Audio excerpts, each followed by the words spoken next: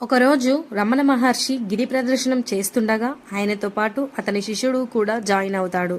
వాళ్ళిద్దరూ కొండ చుట్టూ తిరుగుతుండగా తన గోచిలో ఉన్న కొంత గుడ్డను తన శిష్యుడిని పట్టుకోమని ఇస్తాడు. తనకి రమణ మహర్షి ఎందుకు ఇచ్చాడో అర్థం కాదు. ఆ తర్వాత ప్రదర్శన చేసే సమయంలో రమణ మహర్షి కాలుకి వేలికి దెబ్బ తగులుతుంది. అక్కడి నుండి రక్తం కారుతుంది.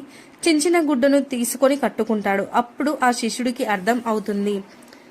అప్పుడు శిష్యుడు, నువ్వు అక్కడి నుండి వస్తే గాయం అవుతుందని ముందే తెలిసినప్పుడు ఎందుకు ఆ దారి నుండే నడుచుకుంటూ వచ్చారని అడిగితే, రమణ మహర్షి మానవ జన్మ ఎత్తాక కర్మని తప్పకుండా అనుభవించాలి అని చెప్పాడు.